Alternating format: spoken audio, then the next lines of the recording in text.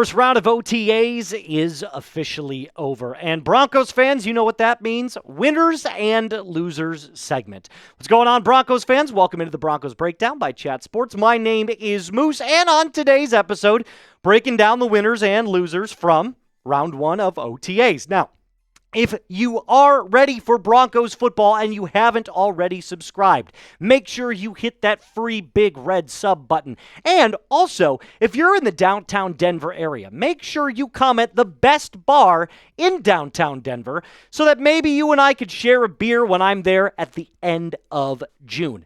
Now, before we get into the list, let's all just take a deep breath. In through the nose and out through the mouth. It's May.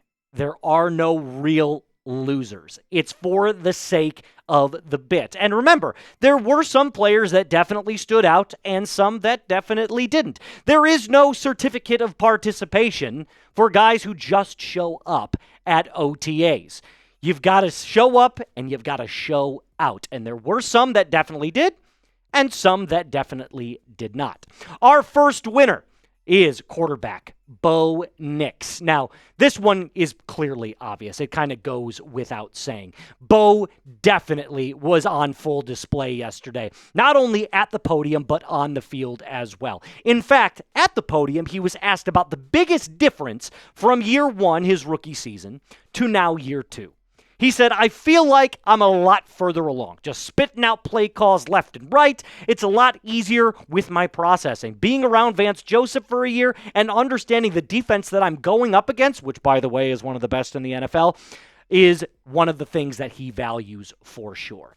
Now, again, I feel like we saw a completely different Bo from year one to year two. And that's to be expected. When you come in as a rookie, it's obvious that you have to take some time to adjust to the NFL game. Here's a little screenshot that I grabbed of yesterday.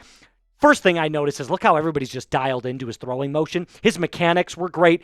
But another thing that I thought was awesome was his mental processing. His mental game was clearly on full display as well.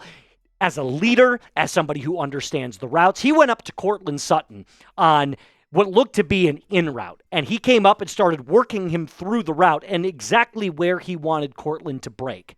That is the sign of a true leader. And Zach Stevens was out there yesterday, you know who he is, was out there kind of giving us bits and pieces from Broncos OTAs and just kind of summed it up from not only Sean Payton, but from Bo himself. Sean said Bo looked entirely different with a year under his belt. Bo said he felt like he's a lot further along, and Talanoa Havunga, who we'll get to a little bit later on in the show, said Nix was a huge reason that he signed with the Broncos.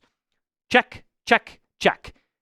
Everything is going according to plan, and I cannot wait to see what Bo has in store for us year two. And speaking of him, let's go Bo, baby. Show him some love down in the comment section. Spam those 10s. I want to see at least 100 10s in the comment section down below. And if you don't type 10, it shows me that you're not, fully on board with the Bo Nix hype train. Toot, toot.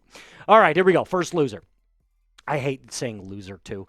Dre Greenlaw. He's not a loser, right? But he didn't show up yesterday.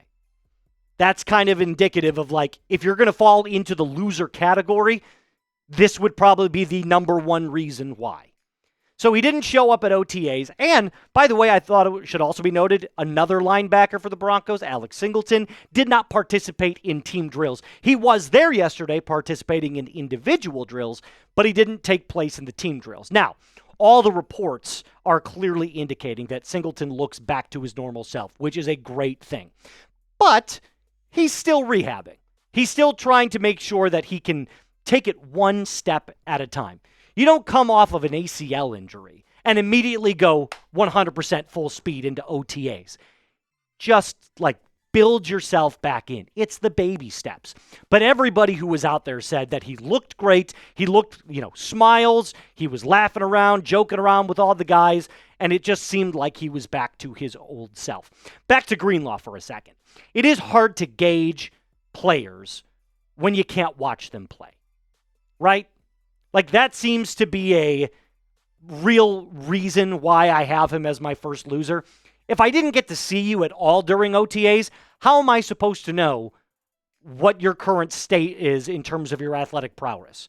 Right? We know what you have brought to the table beforehand, but you are coming off of some major injuries in 2023 with that torn Achilles. So I need to see something from you. And when you don't show up, it's, tough for me to say. But again, I'm not super concerned about it because I know when he's on the field, it's crazy. This is a hell of a linebacker. And if both of those players are healthy, Singleton and Greenlaw, you are looking at a very scary linebacking duo. Now, Broncos players do sound optimistic about Greenlaw's ability to help the team, and so do I. So if they're not worried about it, I'm not worried about it, and we should just kind of be waiting until mandatory training camp to see what he's all about. Okay, that leads me into my next winner.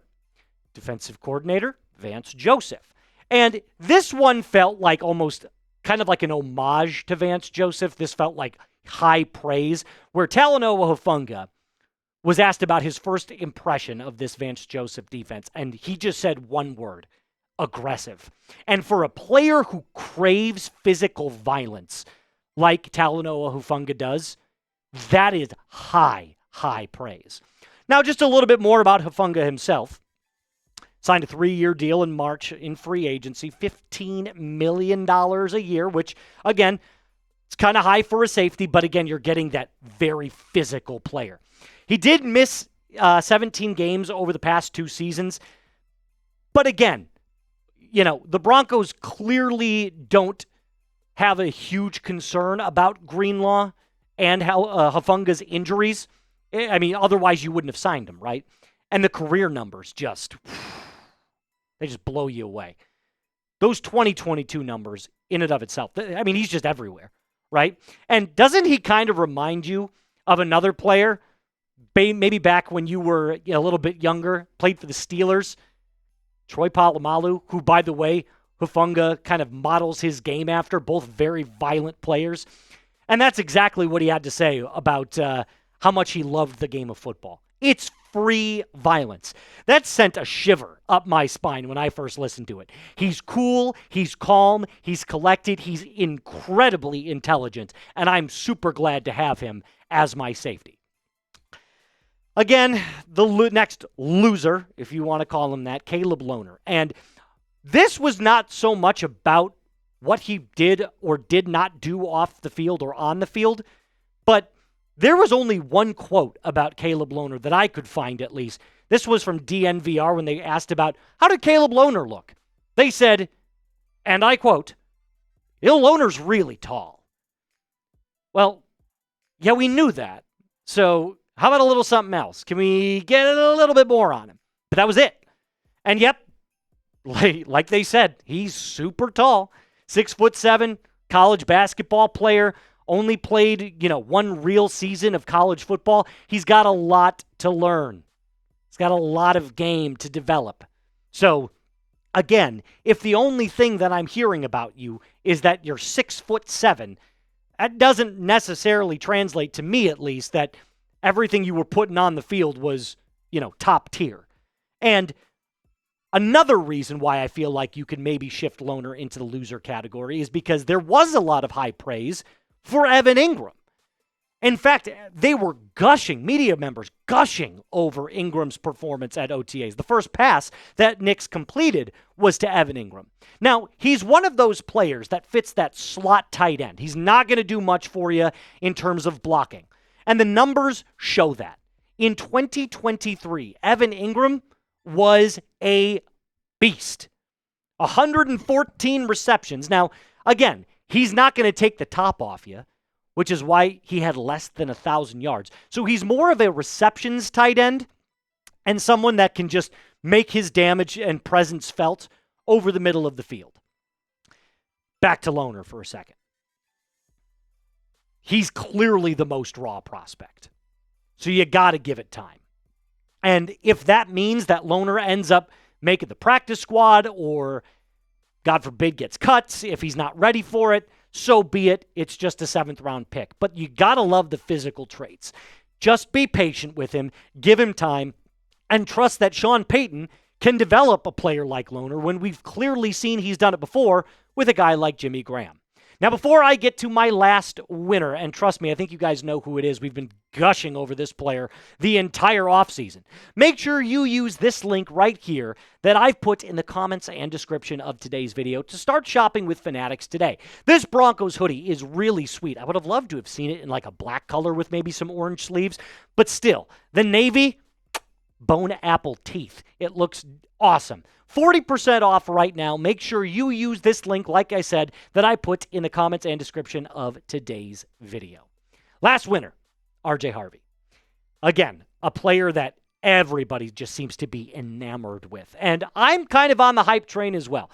If you go back to when I first kind of made my first appearance here on the show, I was the one that was clamoring for people to draft RJ Harvey. I thought he was going to be well above the 4th or 5th round grade that he was projected to be. And so far, I'm pretty spot on the money. And so are all the RJ Harvey lovers. He's being reported as the standout rookie, even over guys like Jahdae Barron, who, again, not much to go off of through OTAs, although I do have very high hopes and high expectations from Barron. But everybody is talking about Harvey. Now, is that because running back is a position of need? Maybe so. But one of the things that people are, trying to make sure that Harvey can improve upon is his pass catching. And again, like I said in yesterday's video, he's not bad in the pass catching game. He's just not great. He's decent. And that's something I feel like Sean Payton can mold specifically. And I'm not going to say the J word because I know people are getting tired of hearing it. But clearly the best opportunity to slide into that RB1 spot week 1. Quadzilla, the dude's a freaking tank of a human being, and I can't wait to watch what he puts onto the field and the product that he's going to give us in the backfield. So this is my final, list right here. These are my winners and my losers. Smitty, if it's not there, don't go to it. Don't worry about it. Just take me full screen. And look, I'm going to be completely honest with you. I feel like this is a pretty good list. Nix is a winner. Vance Joseph is a winner. Havunga's a winner. Harvey's a winner. And the two losers aren't exactly losers. We just need to see more time. But remember, it's May. That's all.